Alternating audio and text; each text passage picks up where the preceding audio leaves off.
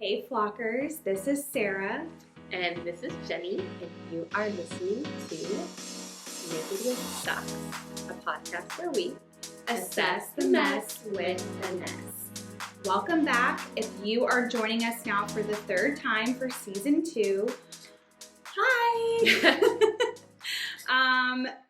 We have 3 episodes already? 3, well, now there'll be 3 after this. Episodes down, under our belt. And that would be like a total of 13. And I just keep having more and more ideas how we can make stuff better. And now we've started collaborating with people. Yes. Can have some guest appearances. Yes. Yeah. So doing our first pop-up. We're so excited. We have a few announcements. So go ahead and get comfortable being vulnerable with us. We are back, your virtual besties. So let's get to it. Cheers. We have a really exciting announcement to let everyone know. We have our first networking collab with Podcast pop-up. Yes. Oh, that's cute. Yeah. Podcast I just thought of pop-up. it. With Titanium Yoga. Yeah, so tell us about it. Okay, so we discovered Titanium Yoga because they just opened literally 3 minutes away from my house. And I started going there as like an outlet, something outside of the gym, a little more mental health focused, and I absolutely fell in love. My favorite instructor there is Tiffany, and I became obsessed with her and her classes. So I took her class yesterday, and it was such a good class. And I just found out she got voted like number 1 905 yoga teacher last year. So, I mean 904 or 905? Yeah, I don't know what 904, okay. Okay. 904 area 904 area code. But yeah, that's awesome. She's amazing. We ended up one night having like a really long 4 a.m. night of drinking and partying, and we got to know her outside of the yoga studio and absolutely love her. So we're doing a collab event. Yeah, so everyone's invited. If it's geared towards moms. So if you are a mom needing a night out away for a couple hours, we're going to be there. What we are doing at the event is after the yoga class, we are going to be handing out momosas. Yeah. So if you come, you're going to get some free drinks, and we'll all get to hang out, and we'll get to meet you guys, which is super exciting because we want to know you. The class is for all levels. So I just checked to specify like all levels. It's at Fruit Cove Titanium Yoga, and we will be hosting this mimosa bar. So even if you're like a little nervous or it gets booked up, because it gets booked up really fast, check out their Instagram or their website. We'll be there if you want to stop by either way. Yeah. Yay. Super exciting. All right, Sarah, please tell us, what is the purpose of today's podcast? The purpose of today's podcast is toxic positivity. I feel like this has been a topic you wanted to talk about for a while. Like it keeps coming up in our conversations, and I'm glad we are finally doing it. Diving into it. And I feel like with the month of November and the holidays coming up, it's a good topic to discuss. Because the holidays can be a hard time for people, and we need to acknowledge that. So I was trying to like get into a mental state like gratitude November, like being thankful for things, but then also not being overly optimistic and being okay with having different feelings. Yeah. And how do we so we're going to go over what it is, what toxic positivity is, how to identify when it's happening, and alternatives to doing that. Also sharing personal experiences per usual. Yeah. So let's do it. Jenny, what are we drinking today? So for like the first time ever, I named the cocktail. And it was like the perfect pun. So our Flocktail today is Perry Positive. Perry Positive. Cheers. It's such a good name. Yeah, not so much a good drink. Like, it's not my favorite. It's delicious when you add more whiskey and maple syrup, but I love the cinnamon in it too. It's actually really good. So Sarah, I think how did we next make time, this? well, yeah, so we had 2 pears and we blended it with some cinnamon and some Lime juice. lime juice Maple syrup. and maple syrup. And then we put it into the shaker cup and added our whiskey, added a little bit more lime juice, and shook it up, put it in our cups, and then we topped it with some Topo Chico. So some carbonated water. Mm-hmm. And then it wasn't strong enough, so we added more whiskey and more maple syrup. I added a little bit more maple syrup, and Jenny had mentioned if you do this drink, buy ripe pears. Yes, I think that might be what that was the problem. I think is I bought pears that were they're crunchy, but they're delicious. So you want them to be ripe. Yes. Okay. Yeah. Okay. I had to think about that. Yeah, you don't want them to be like crunchy. Like I prefer to eat them like this, like they're like almost an apple, but you don't want them that. Okay. Then they have that more. Oh, they're like avocados. So it would be a little more mushy when it would blend. Okay. But it is a good drink. It's delicious. It's a fall drink. Okay, y'all know what time it is. Would you rather? Would you rather? Okay, I'm gonna go first. I was having a hard time picking one. You know, sometimes it's hard. I just picked mine and we'll go with it. Okay. Yeah, our last one was so funny. The penis fingers. Well, that was a knee slapper. I liked how we also in our Instagram stories, I posted like a poll. I did like a Halloween would you rather, and had people. Did you? Mm-hmm. You're so creative. You're so good at this. So you'll have to keep doing that. Okay, Jenny, would you rather watch the same toddler's cartoon on repeat, or listen to people loudly eating large amounts of food for 24 hours? How long do I have to watch the toddler video? It's 24 hours. So would you rather watch the same toddler's cartoon on repeat? Cartoon. I'm fine with that. Yeah. I agree with you. I have cannot. 4 kids. Yeah. We're probably already used to doing that. Yeah. It's already like background noise in my life. Like I can't even tell you how many times I've seen Paw Patrol. Yeah, what are we on right now? Pokemon and my kids love Bluey. Really? Mm-hmm. Right now? So well, they'll watch it when they go to bed. Nora likes to watch like Jessie and all that now, like those like the teeny bopper shows. Yeah. Okay. Yeah, for sure. I could watch Cocomelon before I could listen to people chew all day. Or Blippi. Oh God, I don't know about that. Yeah, I agree with you. I literally cannot stand watching people eat or listening to it. Oh, so I should not eat this pear. You do eat a lot on the show. Constantly snacking. Okay, also, I've been getting over being sick, so I sound like a man. All right. Sarah. Mm-hmm. Would you rather adopt a British accent every time you're having a serious conversation? Okay. Or laugh every time someone cries? First of all, I feel like I adopt a British accent when I'm drunk. So you do. I thought that was kind of fun. But during a serious conversation, like, can you imagine, like Todd speaking to me, and just responding like, or how would Pat? That kind of goes good with what we're talking about. Like Pat's trying to have a heart to heart, and you're just like, would you like a cup of tea? Like, I don't know.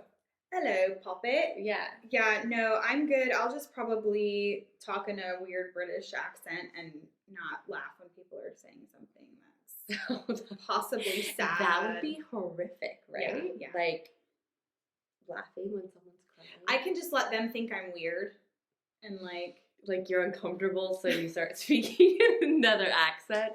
And I can explain to them like, hey, I just do this thing. I have this curse. If you're talking about something serious, I'm just going to start talking. Wait, I can't do it. I know. When you're asking, hold on. Can I talk? No, I can't do it. Wait, I kind of got it now. No, that's No, more that's British. English. English. Well, no, that's British. I don't know. I'm Let's trying to see. do it. It had to do it We for need a to have an second. episode. No, I can't do it right now. I'm too sick for that. I'm trying. Okay, so your answer is British accent. British accent. Same. It's my shitty British accent. Jenny, I want you to answer this honestly. When would I not? Okay. This is true.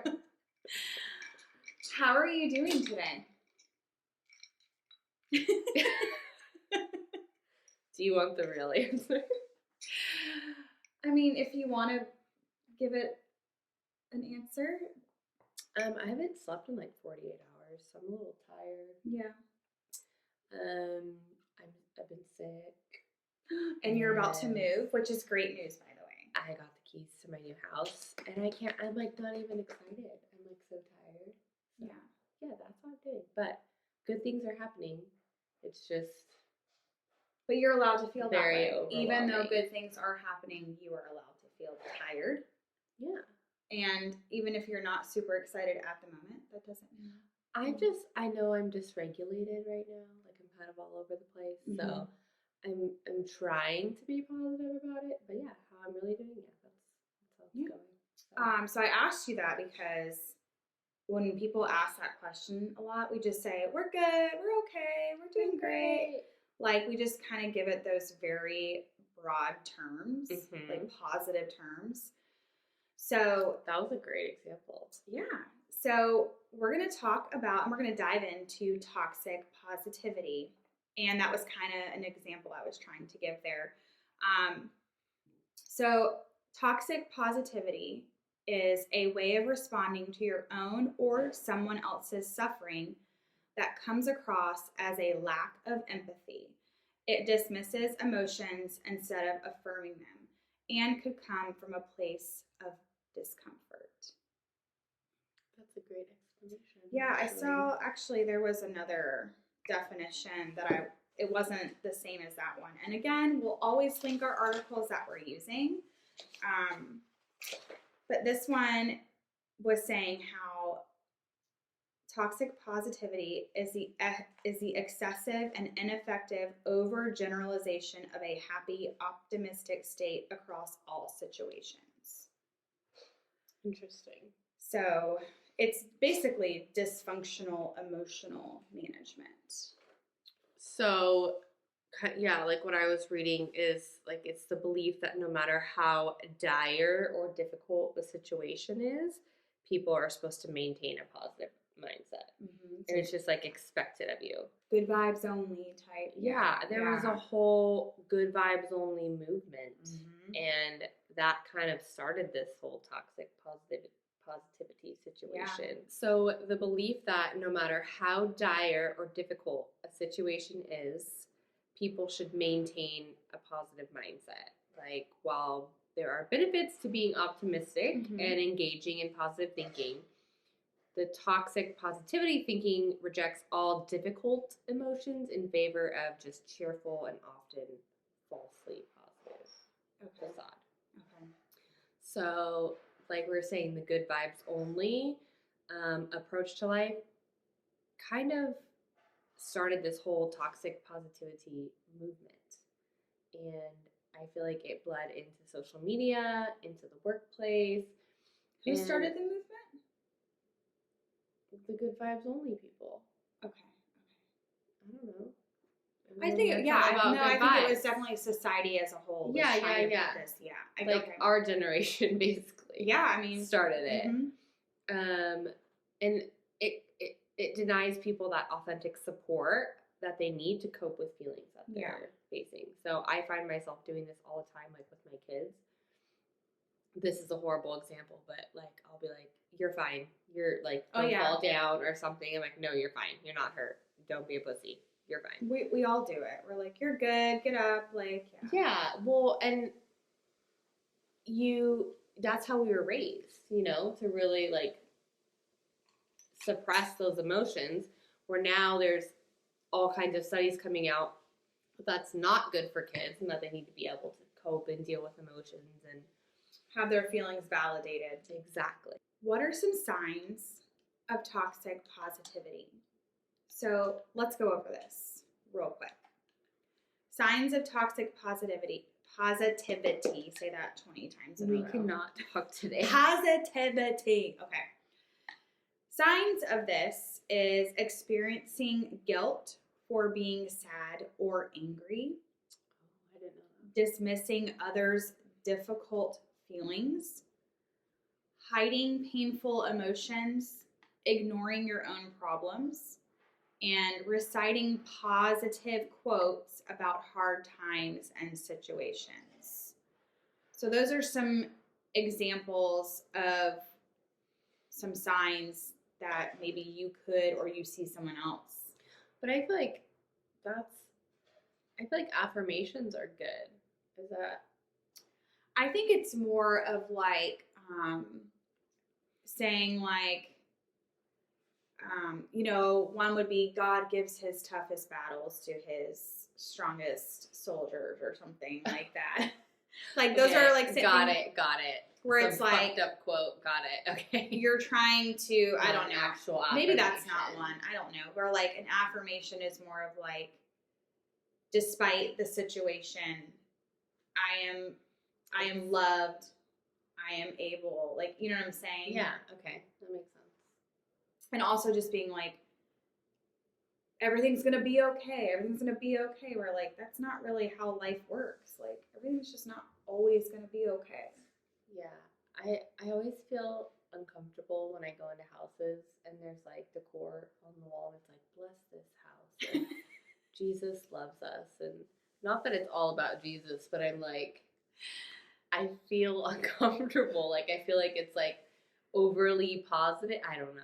Do you think that's an example of it, or am I just terrified of religion? I mean, it could be. I think it's more of like you're denying the reality of something that's happening, or a feeling that you are having because of something that's happening in reality. Yeah. And I think it's hard too because in certain situations that are negative, people just don't really know what to say, and then you just kind of because think about it, like you were saying, when we're young, we're not really taught how to handle like difficult, like when people pass away. Okay, yeah, that is one of them. Like, well, God has a plan, or they're in a better place now. Yeah. Like that stuff makes me really uncomfortable. It's denying the reality of someone's grief. Yeah. We're like, even though someone may be going through that and they may believe that the person they love is in a better place, you're still denying the grief that they're feeling. And that's what we're taught to say. Because there's like, what else do you say? We weren't taught to like how to manage people's grief, or thoughts and prayers, or that you have to say something. Like you could just listen. Like that. And that's the point of part of this is learning how to sit in your own feelings, and then also having that empathy for someone where you're just sitting there. Ooh, empathy. With them. That's a good word. I like that word. That's part of the human experience. There's not always going to be a solution to something, or sometimes life is just fucking hard, and there's shitty situations, and being in relationships, whether it be with a friend or a partner you're doing life with, your husband, your wife, whatever, you have to just be there for them in those times where they may be feeling something or going through something that you may not fully understand from your perspective, but you have to realize they're feeling a certain way, and this is a time for you to just be there for them. You don't need to say anything. And if you do say something, and we go over this too, like things to say, but it's not a time for you to be a coach and try to like make dismissive and brush it off and brush their feelings under the rug type of exactly thing. People going through trauma don't need to be told that they have to stay positive. They don't need to be told that they should feel a certain way, or they should feel judged for not maintaining like a sunny outlook. So I go back between like, okay, what's toxic positivity and what's optimism? Like optimism kind of more refers to future events and like the outlook of your life, and is more opportunity oriented, where I think toxic positivity is more of that. You're just Now. shoving it away. Yes, exactly. A current situation that's traumatic versus being optimistic, where you're like, hey, you never know what the future holds, kind of thing. Yeah, you made me think of, I listened, and we'll link it on the notes, but I listened to Brene Brown has 2 episodes. She has, I cannot remember her name, but she has a renowned guest who this is she's like a psychologist, but like she studies like emotions and things like that. And she talks about all of this, and she brought an example of like when people are going through hard times, the whole because with toxic positivity, it's invalidating someone's feelings and experiences. And one thing they brought up was when people say if something, negative or bad has happened or tragic, they will say, well, did you have enough faith? Like, I've heard that before. Like, did you have enough faith? And Can you're you like, see my face? I mean, that makes me want to bitch slap someone, right? Yeah. Again, going back to like religion terrifies me. Like, what are you talking about? Like, what does that have to do so with she me? brought up this example of someone who was sick. It was a man, and someone from, I can't remember the whole story because I was in and out, but I remember her saying someone came to him and was like, do you have enough faith to heal your sickness, blah, blah, blah, like making him feel bad about something he's going through. And it made him like cancel his life insurance policy that he would like someone that would, so whenever he passed away, no one would receive, like his family wouldn't receive it, but he did that. Because he had faith? Because he thought that if he had enough faith, then he didn't need a life insurance policy because he's going to live. This is why people are stupid. So that's like another example of like, okay. That's a very extreme example. I have a question. This is makes me want to bitch slap someone. Are you ready?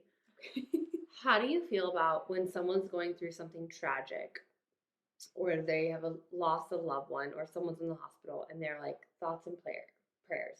Please send thoughts and prayers. Or someone passes away. Like, I see this a lot on Facebook or on Instagram, social media, whatever, and they're like, thoughts and prayers. I've resorted to saying like, sending you good vibes, or I'm thinking about you, or I'm. Yeah, I'll say thinking about you and your family. To me, I feel like that bugs me. Are the people that are like, oh, you're in my prayers, blah blah. Are you getting on your knee on the side of your bed and you're praying to the Lord and you're using their name in your prayer? Like, is that that's what I see. And then I'm like, that's fake. They're not doing that. I think it's the sentiment is there, like it's the like, but is that an example of like toxic positivity, or is that my brain just? It's a way of people escaping actually helping someone. But that's become our norm. Just like, okay, thinking about like praying for you, like. Because I like what you're saying. Like, I actually have a hard time, like, when people on social media, especially, will post something that it's really hard that they're going through. I've tried to be more thoughtful about whatever I'm going to say. Empathetic. So, even just being like, I can't imagine how hard. Jenny's eating her pear. I'm sorry. I'm hungry. Just saying more of like, I can't imagine how hard this is for you. I am thinking of you. I mean, I don't know. It's just more of like, again, you're just. But I don't know religion, so I don't know what people do when they pray for people. I don't know. So again, I feel like that's. When I was at. I have a story.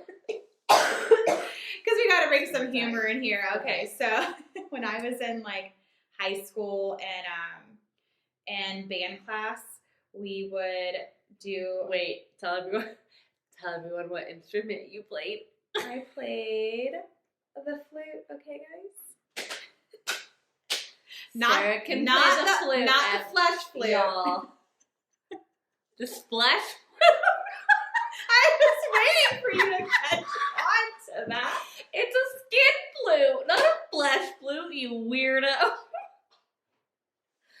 Fuck, that's nasty. I hope no one plays the flesh flute. That's disgusting. Skin flute. You know the first time I ever heard that? My mom said it to my dad. It was just I'm sorry. It was disgusting. I think I was like 10 years old and I was like, what are they talking about? Yeah. Okay. Horrible childhood memory. Okay, so side note, I remember like in band class, talking about thoughts and prayers. We used to like come in the class and my instructor, director would go around the room, and if anyone had like a prayer request, we would like raise our hand. And okay, hold on, let me finish the story. Okay. There would always be that one person. I mean, I did it. I fucking did it too. But you'd be like, because some people will be like, my grandma's in the hospital right now. And she's like, okay. So basically, we would do like a compilation of prayer requests. And then someone would pray. But, okay, so back to my whole thought here was, I remember people would raise their hand and they would say, I have an unspoken. What the fuck does that mean? What does that mean? Okay, an unspoken. Like a sin? Yeah, well, it's like something you don't want to talk about, but then it makes everyone go like, well, what is it? So like later you're like trying to like figure it out and be like, what's their unspoken? I feel like that's attention-seeking behavior. So. I did it too, though. I'm sure I did. I have an unspoken. What does that mean? Like, pray for me, but I have something I need prayer for, but I can't say it out loud. What do you think it was that you did? Like, you didn't want Johnny to see your cleavage or something? I don't know. So, anyways, that was a total side note. Scandalous. Band class. They have an unspoken. What is it? I'm gonna start texting you that. When I need a prayer. I'm like, what the fuck? Just tell me what's going on, please. We don't do unspokens around here. Yeah, there's no filter. So authenticity and authentic relationships require sitting in shitty times, as we were saying earlier. I'm sorry. Say that again. Sitting and shitting? What? Sitting in shitty times. Got it. Heard. Okay.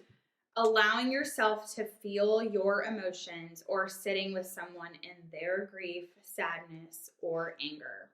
Not every shitty circumstance requires a silver lining. That's what I love about our friendship. Mm-hmm. Yeah, I feel like I could be like, you had a really shit day today. And you're like, okay. Do you want to go to the gym tomorrow?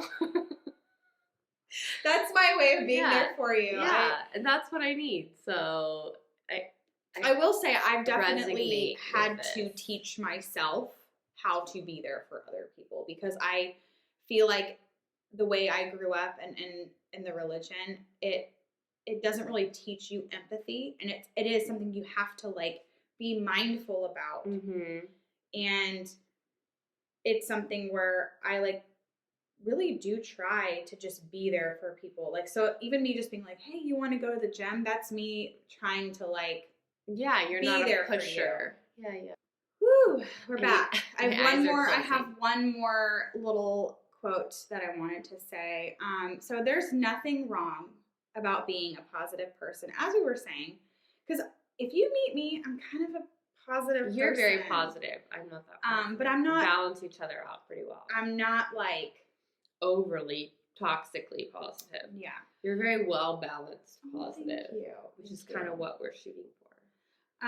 So there's nothing wrong about being a positive person, but rather the problem lies in the rejection of the negative emotions. Toxic positivity doesn't allow for resolution of the underlying problem. It can breed guilt, shame, sadness, and anxiety. So, That just triggered my experience okay. with toxic positivity in the work culture. Mm-hmm. This is a perfect example. So you have employers that are promoting a drama-free zone, and they do all these rapport building and team building exercises, and they're really pushing, teamwork and implementing all these fun reinforcers. Like, you come in and there's gift cards or there's donuts, and it seems like a very positive, work environment, which sounds great, but really no one's actually addressing the core issues. Exactly. So it's glitters and rainbows when you walk in, but at the end of the day, like, you're walking out and you have clients that aren't making progress. You have staff that's not, being trained. You don't have enough time. You don't have enough resources. And they're really your employer is really prioritizing staff happiness and having a positive culture versus really what needs to be addressed. And I think that it always goes back to this. I used this example in a previous episode of just going down to the issue, or getting down to the core of the issue. Yeah. So you can't just have all these issues happening and then come in and donuts are going to make it better.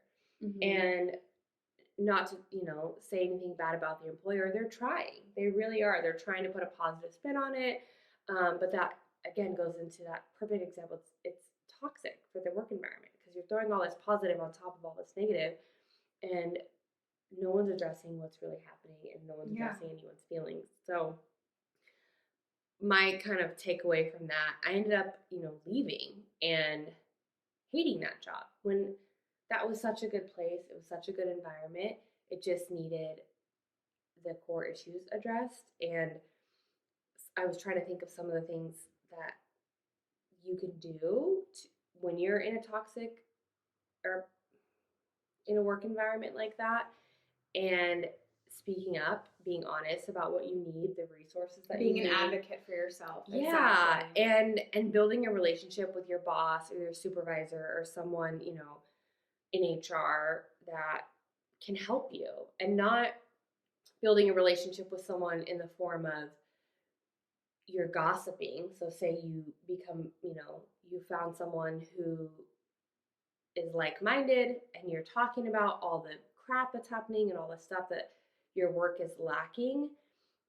You need to speak to someone that can actually help change the problem. It would be productive to talk to them. Yeah, so someone who can bring about change, so that you're not just adding into the negative and the issues. So that was kind of my toxic positivity work culture experience. And, kudos to the employers that are trying, but really, again, just like throwing donuts and reinforcement and employee of the month and stuff like that, that's not going to make the problems go away. It's not going to make the emotions of dealing with the grief and exactly all that. So my example I have talked about, but I haven't talked about, if that makes any sense. So I obviously am a mom. I have 2 kids. But I felt so much guilt and shame because, I'm going to say it out loud, I hated being pregnant. Oh yeah, fuck that. And I would feel so bad. I hated all of it. And the reasons being were, with my daughter, I had the hyperesis, whatever you call it, where you can't stop throwing up. Oh God. I had a difficult time in the beginning with her functioning as a human being. Growing humans is exhausting. And I am a small person. So having an 8-pound bowling ball in your stomach was just uncomfortable. And it was for your body. I did not like being pregnant at all.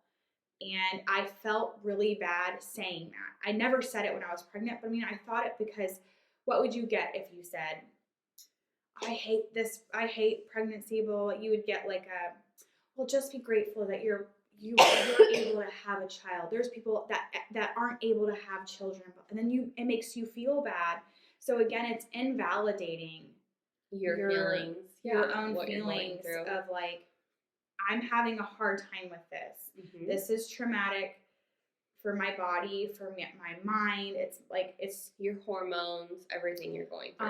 And again, some people love pregnancy. I mean, they're just like, oh, the whole time with like a little bowling ball in their stomach. No. And that was not me. That was not my experience. I threw up a lot. I was sick, nauseous, tired, uncomfortable. I couldn't breathe. It was just. Or people invalidate you like, oh, well, people do this all the time.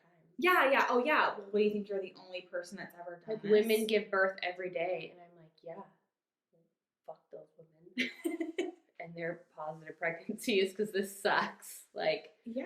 And it's like, again, it's that invalidating yes. of your own feelings because you don't want to feel that guilt and shame, and people are going to say certain things like that. Well, just be grateful you can have your own children. Mm-hmm. There's women out there that have been trying for you, and they guilt you into not. I understand that, and I obviously I am grateful that I'm making a human, and I will be able to hold my baby at some point. But that doesn't negate the fact that this fucking sucks. Yeah, being pregnant. And dealing with postpartum is really hard. So it's like that's a whole episode. We're actually gonna get there, guys. We're gonna get there. But so that was my personal experience. No, that's a great example. And I want to tell you, if you are a woman that you feel that way, and you're listening right now, and you're pregnant, I feel you. I would give you a hug because being pregnant. She's been pregnant with twins, so she can. No, it's fucking awful. Yeah. And honestly, when people are like, oh, I'm so jealous of you, I wish I could just have twins and get it over with. I hear that. Oh, I'm sure you do. All the time. Mm-hmm. And I just want to say to them, honestly, like, I don't wish that upon anyone. At all. It's traumatic to your body. No, I laugh because hormones. It's true. It's like. Yeah. Well, and I have put my foot in my mouth one time when I was at the grocery store, and this is the only time I actually kind of really felt guilty, is I was like, oh yeah, and someone said, oh, how far along are you? This nice lady at the supermarket, obviously I was like a fucking tank, and I'm like, oh, it's twins, I'm like 28 weeks or something like that, and I can't remember what I said. I said something awful, and she's like, oh yeah, I've been trying for 5 years, and I was just like, there are those times where you can, but that was also a time where. But her feeling of she's been trying for 5 years doesn't mean that how you're feeling isn't valid. She didn't shame, exactly. And she didn't shame me for it, and she would like praise me for it. And at that point I kind of had a perspective change, like, okay, I need to be a little bit more empathetic toward other people, but that doesn't disvalidate how shitty it is growing two humans. You can still feel empathy for her that she's been trying for this long to have a child and feel like, man, that must be hard for her. She really wants a child. But at the same time, be like, you know what I'm experiencing right now isn't comfortable. It hurts. It sucks. It's putting me in a different, like. Or when I got pregnant when I was 18. Mm-hmm. I was told many beautiful stories. They were all a lie. Like, I remember being in this stupid birthing class, and people were like, you breathe through it, and it's this magical experience, and it was butterflies and rainbows. And then after, I'm like, nobody fucking told me about the bleeding. Nobody told me about the emergency C-section. No one told me about this horrific stuff that could happen. So again, it didn't go the way that, you've been told it was going to. It was, so you had to deal with that, like, being 18 and going through postpartum and dealing with like the aftermath. And I like got 5150, like put in a psych hold after I had my daughter because I threatened to kill the nurses. I mean, like, no one told me I was gonna do that. Like, they don't Yeah. prepare you for that. And that's another. No, and we'll get into, I really am excited because I think, we're going to talk about this. I want to do an episode on postpartum. Yeah, toxic. Like, that's a whole. Toxic postpartum. Okay, but yeah, so that was my example.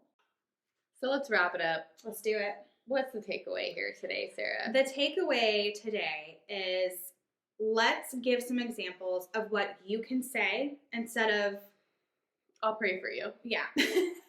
What can you say to someone or to yourself when you're going through a fucking shitty time? Let's talk about this. So, all feelings, she's holding her, what do you call this? Your emotional support. This is my share bear. If you're listening, she's holding her Care Bear. It's her emotional support bear. Emotional support bear. Okay, so all feelings are valid, like we've been saying this whole time. It's okay to rest, right? You never hear that. It's okay to rest. Something that you can say to someone who's going through a hard time, like we were saying, is you could say, that sounds really hard. I hear you. I hear you. To be heard by someone, not dismissed. Especially children. I say that a lot to, like, my kids. Just, I hear you. Like, and just validating their emotions. Yeah. That's a great one. And then how can I support you? That's a great way to ask someone that you're close to or you're friends with and they're confiding into you about something they're going through. How can I help you? How can I support you? What do you need during this time? You know what? And I feel like even if they say, I need space, be like, okay. But yeah, if it's just I just need some time. Yeah. And not even like offering suggestions. So sometimes you can ask me, how can I support you? I don't know. Fucking, do you want to get drinks? Do you want to go to the gym? Do you want That's to why I don't even ask you. Do you want to take a nap? I don't give you options. I'm just like, you want to go do. Yeah. So no, but that's good. So offering things when people are feeling like that, like in that time of need or that, they're going through something, like offering suggestions, because half the time people don't know what they need. Like, especially, I need a coffee or I need a wine or it's 10 a.m. and I need to go to yoga, whatever it is. Just, how can I support you? Or just, hey, do you want to try this? Or let's do this. Just feel them out and validate their. Yeah. So some alternatives. So we've given some, what to say instead of just like, you can do it. Alternatives to this toxic positivity is mindfulness. I was like, what's a mindfulness? Fuck our not being able to speak today. Okay. Yeah, it's mindfulness, which we always talk about, the self-awareness. Noticing we need everything. A t-shirt that just says self-aware. Self-aware bitches. We got it. We making it. Bitches, we making it. So, mindfulness. The second one is to recognize that emotions are tools. Whatever you're feeling is a signal. It's a signal. If you're feeling fear, that's a signal of like, my body's trying to tell me something. So anger, sadness, all of those are tools that you can use to see where you need to go next, even if it's to go cry in a corner and let it out, because that's healthy. Recognizing of those emotions and then how to respond to those emotions. Don't dismiss it, feel it. And then admitting your interpersonal mistakes.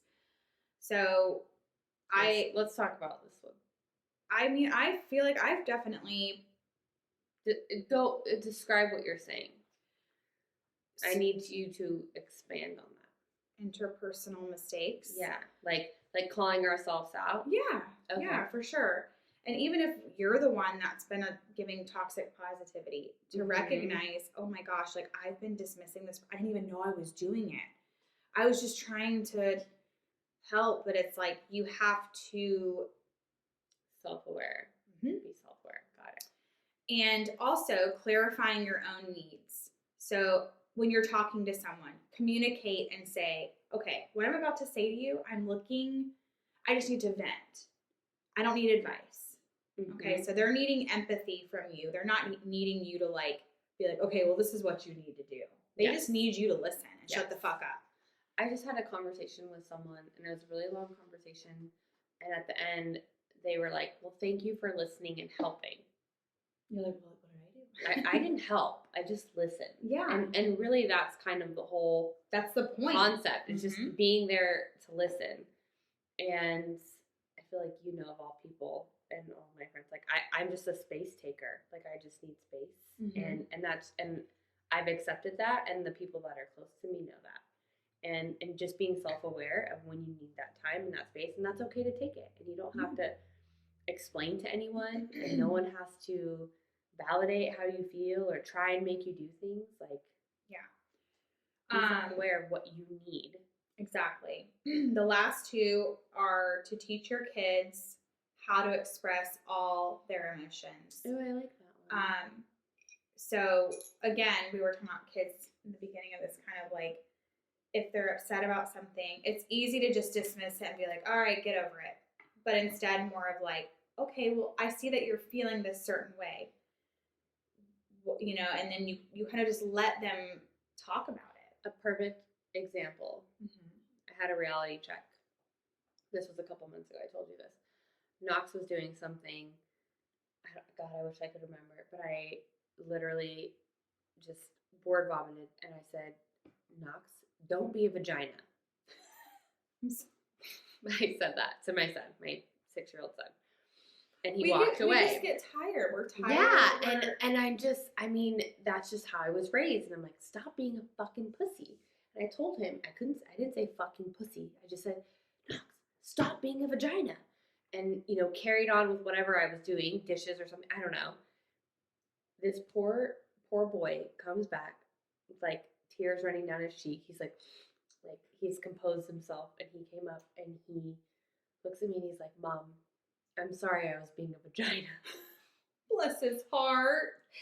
And I died, and I wanted to literally roll over and die. And at that moment, I realized, like, yes, this is hilarious. I'm like crying, but I'm laughing, but I'm also crying inside because I invalidated my son's and that's a perfect feelings. Moment for you to be like, honey, mommy was yes feeling a certain way. I messed up. I'm so sorry. You are not a vagina. You are Knox. A good boy, and you are the sweetest thing in America because you just went to your room to think about how you're going to apologize to me about being a vagina. And then I was like, Mom fail. But perfect example of being a good mom. Teaching your kids empathy. That was a great experience to be like, you could be honest with your child and be like, Mommy messed up. And you can feel like a vagina if you want to. Whatever that makes you feel like, whatever that emotion was. You know, just accepting it and not brushing his feelings under the rug. So, parenting hack. Don't call your children pussies or vaginas because they take it to heart. They do. They take it literal too. Okay, lastly is let yourself feel your fucking feelings. Feel them, let them come. And I remember when I was going through my divorce and like some drastic life changes, I started to work in the office at a desk all day. And I would just all of a sudden be sitting there listening to like a song or something because I would always have my headphones in. And just like a wave of emotions would come over me because it was like I had to let myself. I mean, sometimes I would definitely walk away from my desk and like go to the bathroom and just like let it out. But it was like I had to feel it. I had to feel whatever I was feeling at that time and get through it. I had to get through it. Because if you just keep shoving it, it's going to manifest in other areas in your life. Oh, yeah. Well, then you end up taking it out on coworkers or family members or it just kind of bleeds in all other areas of your life. Yeah. I feel like I deal with this like at work where it's like, okay, I haven't slept and I'm moving and I'm this and I'm that and life, but then I'm super positive and I'm teaching people. Then I get in my car and I'm just like, fuck. And that's what you have to do. That's when like I'll put on a podcast or I'll blare music really loud. Yeah. You just gotta feel your feels, however that is, and feel your feelings and have that buddy system, that support person that is not going to give you toxic positivity. advice. Yeah. Thank you again for listening today. We hope you felt inspired or educated by our stories in one way or another. We're here for you. Don't forget to click our links. We always put our resources and everything in the notes. You can also reach out to us on Instagram. Sarah is like our Instagram queen. And we can't wait to have all of our upcoming guests come on. So, there's a little bit more engagement and conversation. If you guys have any recommendations, make sure to fill out the links in our IG bio. Cheers. My drink is gone. To not being toxic positive bitches, but to being real self-aware bitches. This is Naked with Socks, a podcast where we assess the mess with finesse.